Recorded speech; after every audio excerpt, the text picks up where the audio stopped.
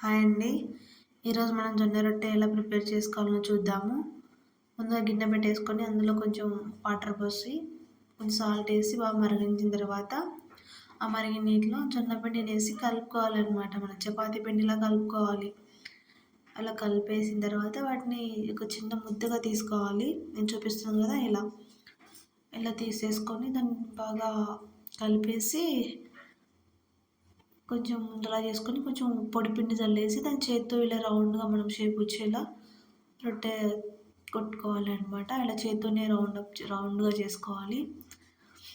మనకి ఎంత సైజు కావాలంటే అంత సైజు చేసుకోవచ్చండి. అలా చేసుకున్న తర్వాత దాన్ని ఇంకా పెనం మీద వేసేసి కొంచెం ఒక క్లాత్ తీసుకొని రొట్టె పైన మొత్తం తడి చేయాలన్నమాట. ఆ వీడియో క్లిప్ మిస్ అయింది, సారీ.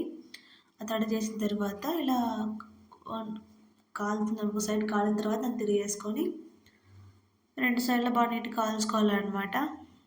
అంతే, ఇంకేం లేదు, మనకు జొన్న రొట్టె రెడీ అవుతుందన్నమాట. ఈ జొన్న రొట్టె చాలా మనకి హెల్త్ పరంగా చాలా మంచిదండి.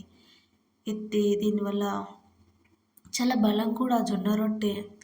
ఇది మనకు డైలీ మనం తినే దాంట్లో పెట్టుకోవాలన్నమాట. మార్నింగ్ కానీ లేకుంటే ఈవినింగ్ కానీ రోజు తినడం వల్ల చాలా మంచిది హెల్త్కి. అలాగే చాలా బలం కూడా ఈ జొన్న రొట్టె చేసుకోవడం. చాలా ఈజీ అన్నమాట. కొంచెం కష్టం అనుకుంటే కష్టంగానే ఉంటుంది, బట్ ఒకసారి ట్రై చేసామంటే చాలా ఈజీగానే వస్తుంది.